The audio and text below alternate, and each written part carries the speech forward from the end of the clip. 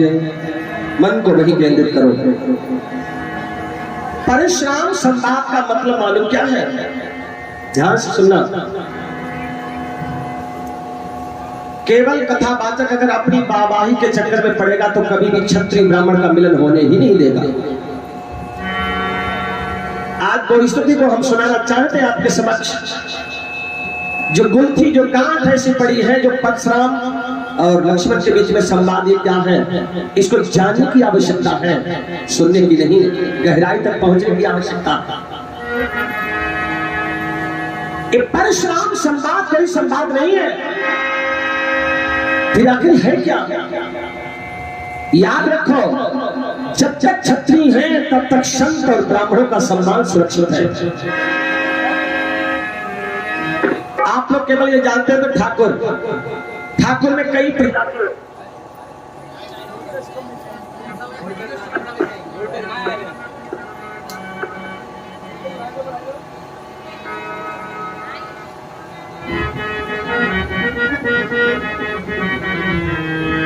Hello hello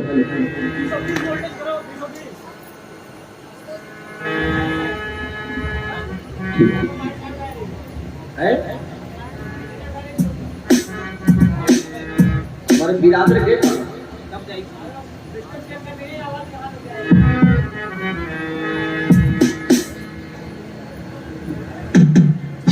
उसी समय क्या हुआ,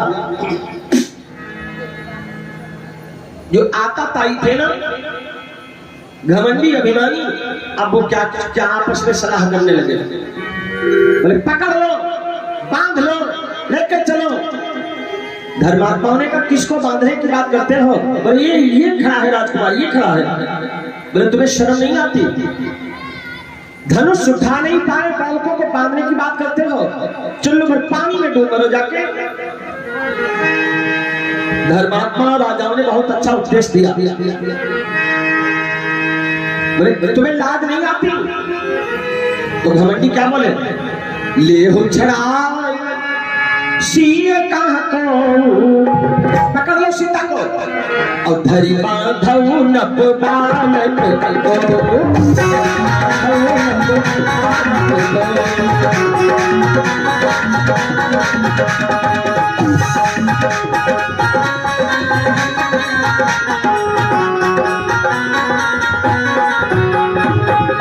हमारी बहन 501 मुद्राएं कुमाएं से और फलदान परमात्मा से मंगल कामना। ले उछड़ाई से ये कहते हो, धरी बांधो नप बालक दो, पकड़ लो, बांध लो, लेकर चलो। धर्मात्मा ने क्या कहा, अरे मूर्ख, तलवार, बाण और शान और शौकत, यार शब्द पे ध्यान देना तो जोश आ जाता है ना, लक्षण संवाद है।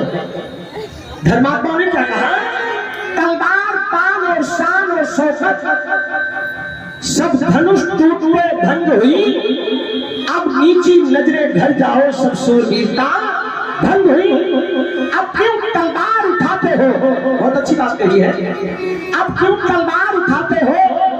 लानत है खींचा पानी में, अगर शर्म शांति रखते हो डूबे चुल्लू भाई पानी में। धनुष उठा नहीं पाए बालकों को बांधने की बात करते हो, शर्म नहीं आती तुम्हें? डूबे चुल्लू भर पानी में सीताराम का दर्शन करना भूल गए, विवाह की सोच रहे हो? बोले सीता को पाने के लिए चाहे लोहू की नदियां क्यों ना बहा देनी पड़े, हम देखते हैं कौन रोकेगा मुझे। उसी समय धरती हिली, दिशाएं लाल हो गई, धरती में कंपन पैदा हो गया, वाइब्रेशन पैदा हो गया। 24 सप्ताह भगवान के हुए हैं और 24 सप्ताहों में आवेश सप्ताह का आगमन हुआ है उस समय पर। कैसे है वो?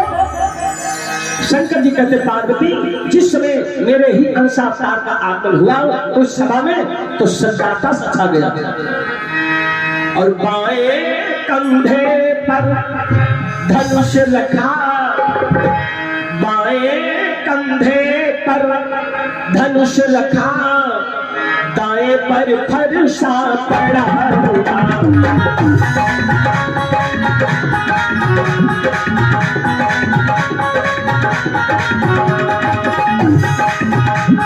बाएं कंधे पर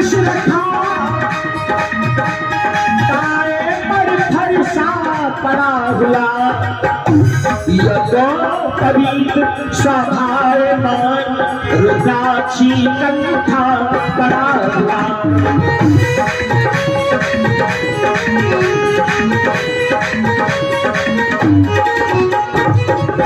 दोनों धुएं हो रही कुटिल जब अग्नि पाप चढ़ाए हो। परशुराम जिधर दृष्टि डाले उधर सन्नाटा सा। मालूम स्थिति क्या हो गई? कोई कुर्सी के नीचे, कोई सोफा के नीचे, कोई थमले की आड़ में, वापस में फुसुर फुसुर करें। कहने लगे ठीक रहो नहीं टूटो। जो कह रहे थे राम जी को पकड़ लो, लक्ष्मण को पकड़ लो, सीता को लेकर चलो, वो आपस में मालूम क्या करें? कहने लगे बहुत अच्छा रहा। बोले क्यों? बोले नहीं टूटो ठीक ही रहो। अब कुछ मालूम का कहा? अब देखो इसने तोड़ डालो, जो मार डाले जो ये तो मारे डर के कारण गोस्वामी जी लिखते हैं। हम बता चुके हैं आज 5वां दिन है। हमने पहले दिन क्या कहा था? 7 दिन तक मेरा प्रयास रहेगा मानस से प्रश्न और मानस से उत्तर। आज 5वें दिन तो मिश्रा जी। अब देखिए गोस्वामी किस तरीके से आनंद की प्राप्ति कराते हैं श्रोताओं को। बिना पूछे अपनी सफाई देने के लिए नाव, गांव, तहसील, डाकखाना, बुआ, नंसार बिना पूछे तुलसीदास ने वर्णन कर लिया। और सब जगहों में परशुराम कहने लगे मैं किसी का परिचय पूछने नहीं आया हूं, तो हुजूर हम जाएगा। वो घमंडी राजा पड़े उतरे, बोले हुजूर तो कहा हम जाए। बोले कहां से आए हो तुम? तो गोस्वामी जी सब चयन करते हैं। क्या लिखा है? पीतु समेत कहीं कहीं निज नामा, करन लगे सब तनु प्रणाम।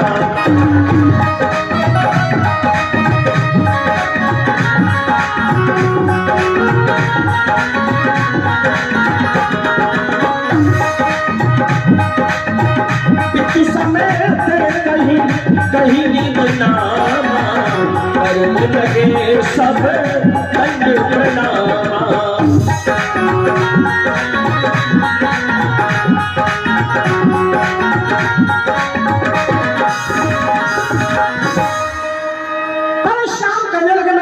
परिचय पूछने नहीं आया हूं, जल्दी बदला अन्यथा अभी अनर्थ होगा। ए जनक, जहां तक तुम्हारा साम्राज्य उथल पुथल मचा दूंगा मैं। तो जनक जी कांपने लगे। देखो जिन शब्दों का चयन तुलसीदास ने श्रीरामचरितमानस में किया है, जिन शब्दों का उच्चारण श्री परशुराम जी ने किया है जनक के लिए, तो वो समर्थ माने को कुछ भी कहते। समर्थ को नहीं दोष कुसाई, रवि पापक सोचर की नाई, भान कुछान सर्वरस खाई, तिलका मंद का हाथ को नाई। लेकिन जो चैन हुए हैं यहाँ पर मालूम क्या कह दिया जनक जी को? ये जन बताते क्यों नहीं? अति ऋषि बोले बचन कठोरा, अति ऋषि बोले बचन कठोरा, कुंजड़ जनक धनुष के तोड़ा।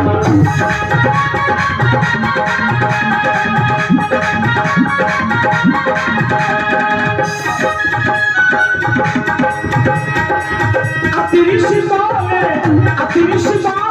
बचन कठोरा, कुंजड़ जनक धनुष के तोड़ा, कुंजड़ जनक धनुष के तोड़ा।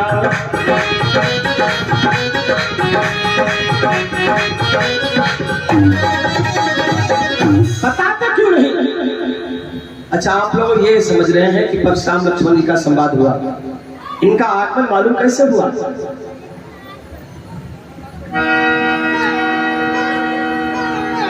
प्रभु श्री राम जी की इच्छा शक्ति के अनुसार इनका ही आगमन हुआ। राम जी जानते हैं अगर ये अधिक पत्र बचाएंगे तो मैं क्षत्रिय हूं, मुझे धनुष्मान उठाना होगा। और यदि मैंने उठा दिया जनकपुर में धनुष्मान, तो सब लीला भेद सब खुल जाएगा। यहाँ परशुराम जी को केवल बुलाया है तो हमारे राघव जी ने आंखें बंद की, मन ही मन महेंद्र पर्वत पर जिसकी तपस्या चल रही हो। ये तो यहाँ लीला प्रदान है। आगे गोस्वामी जी प्रमाणित करते हैं, आतंकवादी राजाओं पर काबू पाने के लिए परशुराम जी का आगमन हुआ था। और ये कौन क्षत्रिय है ये भी जान लो। क्षत्रियों में कई वंश होते हैं, जैसे चौहान, राठौर, भदौरिया, तोमर, सोलंकी, राठौर, कछवाए। इन्हीं में एक वंश हुआ है वंश। है वंश का ऐसा कुछ नियम बन गया, वो आतंकवादी के रूप में परिवर्तित हो गए। अब सुनिएगा, परशुराम के पिता का नाम है ऋषि जमदग्नि नंदन, इनकी माता का नाम है रेणुका। लक्ष्मण एक चौपाई कही थी, उसी चौपाई के आधार पर हमारा कुछ इनके पीछे का कार्यक्रम जो है ना वो खोल के प्रत्यक्ष रूप से सामने आपके समर्पित करूं कि देखो सच्चाई क्या है, जिसके लिए परशुराम संवाद हुआ है। ये परशुराम संवाद नहीं है, ये जीवन दर्शन है। आतंकवादी किसी का नहीं होता। परशुराम जी के आश्रम में एक स्वर्ग से प्राप्त एक गौ थी, गैया। उस गाय को ऋषि जमदग्नि नंदन नित्य उस गाय की पूजा करते। और स्वर्ग से इंद्र के यहाँ से जो प्राप्त गाय थी, चाहे 1000 महात्मा आ जाते भंडार में कमी नहीं पड़ता। क्यों? वो वरदान गाय को था, कितने भी आ जाए। एक बार की बात है वंश के क्षत्रिय लोग पहुंच गए, बोले महाराज मुझे प्यास लगी है, भूख भी लगी है। ऋषि जमदग्नि नंदन ने बोले महाराज आइए, अतिथि तो देवो भव है।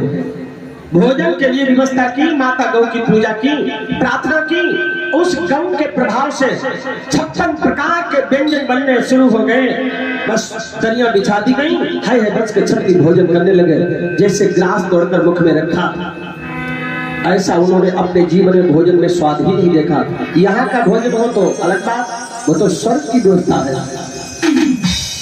वंश के क्षत्रिय ने भोजन कर दिया, हाथ धोए, मुंह धोया और ऋषि जमदग्नि नंदन से हाथ जोड़ के प्रार्थना की, महाराज एक मैं निवेदन करना चाहता हूँ। कौन सा निवेदन?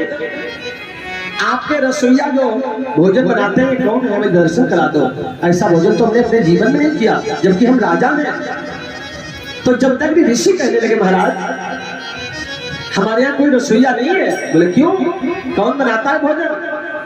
माता गौ को दिखाई, ये है मेरी मैया, इन्हीं के द्वारा सारी व्यवस्था होती है। क्षत्रियों का मन बदल गया, एक गैया तो हमारे यहाँ होनी चाहिए। जमदग्नि ऋषि रोने लगे, महाराज अगर तुम लोग ले जाओगे गौ को तो हमारे आश्रम का क्या होगा, भरण पोषण कैसे होगा? बोले वो कुछ नहीं, हम गाय लेके ही जाएंगे। जमदग्नि ऋषि ने रोकने का प्रयास किया, तलवार से उनके परशुराम के पिता का सर काट डाला। गौ लेके चले गए। परशुराम जब महेंद्र पर्वत से तपस्या करके लौटे तो क्या देखा? माता को विधवा के रूप में देखा। तो माता को देखा तो आंखें लाल हो गई। माँ ये सब क्या है? माता रोने लगी लिपट कर, बेटा है वंश के क्षत्रियों ने मुझे विधवा बना दिया। परशुराम ने एक बूंद पानी नहीं पिया, खदेड़ दिया जाके। 21 बार क्षत्रियों को पराजित किया है और सारे हथियार अपने आश्रम में बंद कर लिए। और वो दिन है, और त्रेता में जो क्षत्रिय आए थे ना, आज भी परशुराम का भय उनके दिल और दिमाग पर है। इसीलिए तो चरणों में गिरते हैं। वह सरकार हम आए हैं, हम फला गांव से आए हैं, हमारा वो गांव, हमारी ननिहाल वहां है, मेरे पिता वहां है। तो गोस्वामी जी ने इस तरीके से वर्णन किया, पितु समेत कहीं कहीं निज नामा करन लगे सब दंड प्रणामा। और सब आपस में आके बैठ गए इकट्ठे। तो चैन की सांस ली, बोले अब ऐसा करो। बोले कल एक एक करके निकल ले। बताओ तो क्यों? बोले ये तो वैसे हम जैसे को ढूंढ ढूंढ के मारते हैं, आवाज खिलते हैं, देखो बाजरा किसी को बलिकट हो ही जाएगी। एक एक करके निकलो यहाँ से। अब राजा जनक जो है वो भयभीत होने लगे। जनक जी ने सोचा अपनी बेटी शांत की उद्भव मूर्ति है हमारी बेटी सीता, क्यों ना सीता को आगे करके लेके जाएं। हम अपनी बिटिया से कहेंगे महाराज के चरणों में बंधन कर लो, हमारी सीता चरणों में बंधन करेंगी, हमारी बिटिया को आशीर्वाद मिल जाएगा महात्मा का, और हमारी बेटी को देखकर उनका क्रोध भी शांत हो जाएगा। सिया ही बुलाई प्रणाम करा। बेटी करो प्रणाम। माता जानकी ने परशुराम के दोनों चरणों में वंदन किया, परशुराम जी ने आशीर्वाद दिया। लेकिन अचंभा तब हुआ, जनक जी की नजर पड़ी। क्रोध में कोई कमी नहीं, आंखों की लालिमा बिल्कुल कम नहीं हुई। जनक बताओ ना, जिधर दृष्टि डाले तुलसीदास जी लिखते सहजम चितवत मनमु निशान है। जिधर दृष्टि डाले तो जनक कांपे, क्या करें हम। अब राम जी को चिंता हो गई। राम जी आगे बढ़े 2 कदम, चरणों में बंधन किया राम जी ने। नाथ शंभु धनु भंजु निहारा, होई को एक दास तुम्हारा।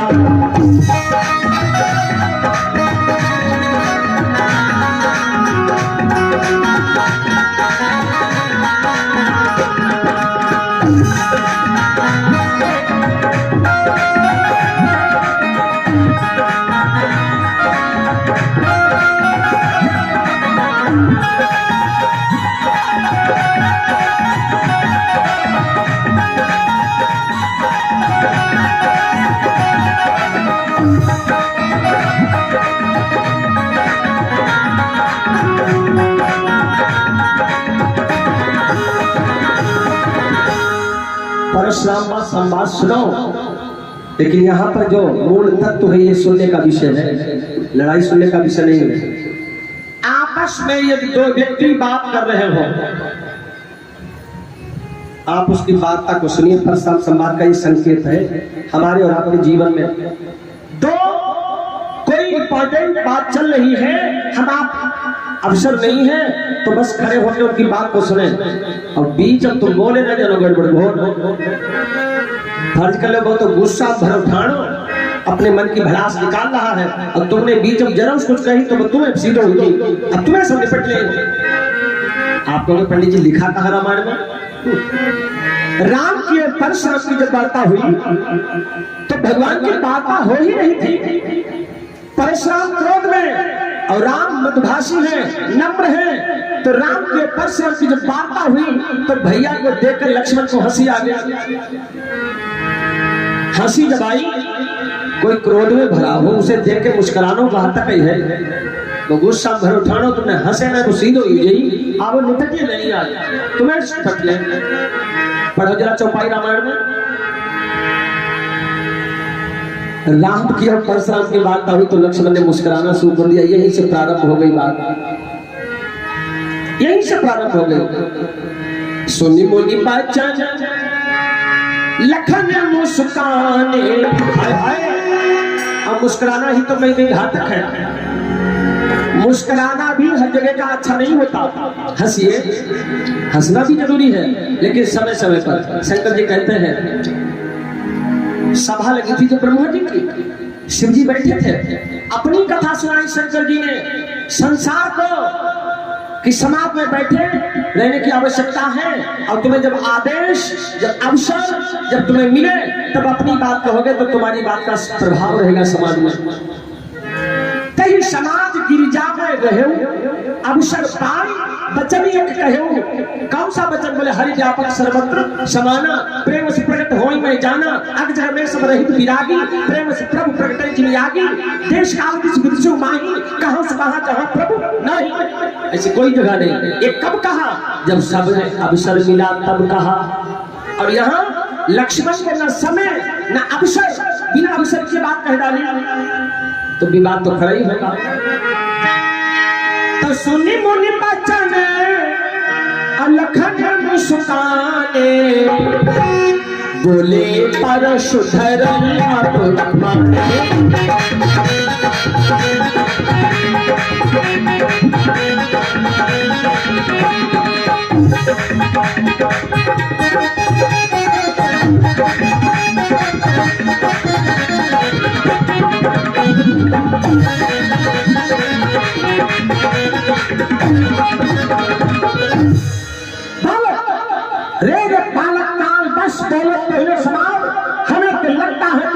मेरे फर्श के काम के हवाले होना चाहता है। उठा लिया फरसा, उस समय भगवान ने सोचा मेरे होते हुए भैया महाराजा धिक्कार है मेरे जीवन को। भगवान एकदम दौड़े और जब फरसा चलाने का प्रयास किया तो भगवान ने गर्दन अपनी झुका दी। बोले फरसा